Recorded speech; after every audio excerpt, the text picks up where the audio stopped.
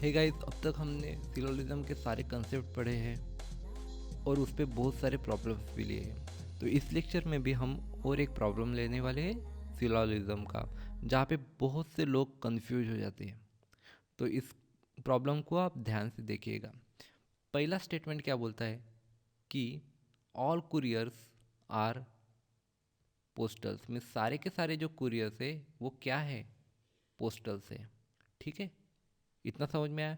फिर दूसरा क्या बोल रहा है स्टेटमेंट कि no stamp are revenue, means stamp और रेवेन्यू के बीच में कोई रिलेशन नहीं है। देखिए, अब हमारे वेन डायग्राम में ना स्टैम्प दिया है ना रेवेन्यू है, तो इसके लिए हम जो सेकंड स्टेटमेंट है उसको रोक के रखेंगे थोड़ी देर के लिए।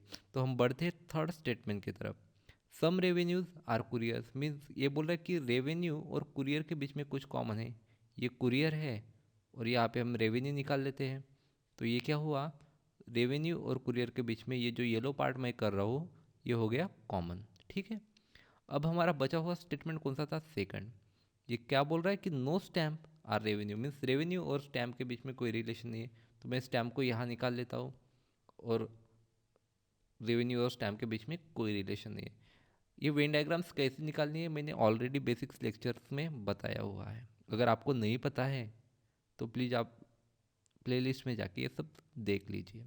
सो अभी देखते कंक्लूजन वन। वो क्या बोल रहा है कि सम पोस्टल्स आर रेवेन्यू। ये डेफिनेट कंक्लूजन हुआ। क्यों डेफिनेट हुआ, क्योंकि यहाँ पे नॉट या फिर नो, पॉसिबिलिटी ऐसे वर्ड्स यूज नहीं किए। आई मीन निगेटिव वर्ड्स और पॉसिबिलिटी के जैसे वर्ड्स यहाँ पे यूज नहीं किए हैं, इसलिए ये डेफिनेट कंक्लूजन हुआ। और जब भी डेफिनेट कंक्लूजन हो आपको सिर्फ वेन डायग्राम देख के ही आंसर करना है, इसमें कोई छेड़छाड़ नहीं करनी। ठीक है, तो क्या पोस्टल और रेवेन्यू में आपको कुछ कॉमन दिख रहा है? देखिए, ये पोस्टल और रेवेन्यू, ये जो येलो किया हुआ पार्ट है ये पोस्टल का भी है और रेवेन्यू का भी है। तो ये क्या हुआ, इन दोनों में कॉमन हुआ। इसका मतलब क्या हुआ, कंक्लूजन वन फॉलोज, राइट। ठीक है, अब देखते हैं कंक्लूजन टू।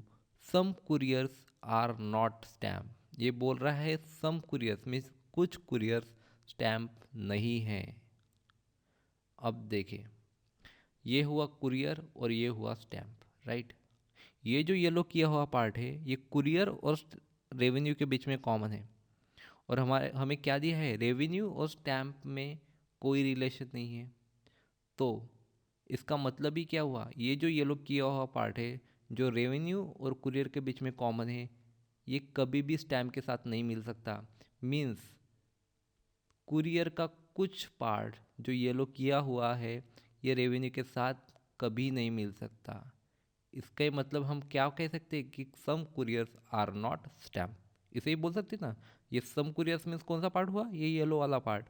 ये क्या नहीं है, स्टैम्प नहीं है। क्यों नहीं है, क्योंकि रेवेन्यू का कोई भी पार्ट स्टैम्प के साथ नहीं मिल सकता और ये येलो पार्ट जो किया हुआ पार्ट है वो कुरियर के साथ कॉमन है, इसलिए some couriers are not stamp, ये सही हुआ। Conclusion two does follows, right, right. अब थर्ड देखते हैं, some postals are not stamp.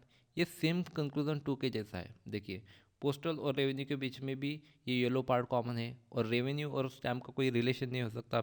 इसका ही मतलब पोस्टल का ये जो येलो किया हुआ पार्ट है ये भी स्टैम्प के साथ कभी नहीं मिल सकता। मतलब क्या हुआ, पोस्टल का सम पार्ट मीन्स ये जो येलो किया हुआ पार्ट है वो रेवेन्यू के ये वो कभी स्टैम्प के साथ नहीं मिल सकता।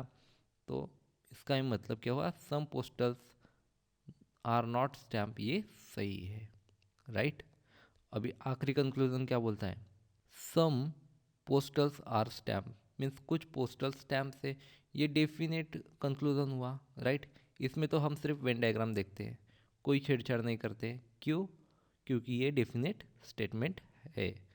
तो पोस्टल और स्टैम्प के बीच में आपको कोई रिलेशन दिख रहा है क्या, नहीं है। इसका मतलब ही क्या हुआ, फोर्थ वाला रॉन्ग हुआ। तो इसका आंसर क्या आएगा, कंक्लूजन 1, 2 एंड 3 फॉलोज। तो यहाँ पे तो कुछ भी नहीं दिया है, इसका मतलब आंसर क्या आएगा, नन आएगा, राइट, राइट। तो फाइनली इस क्वेश्चन का आंसर आएगा कंक्लूजन 1, 2 एंड 3 फॉलो।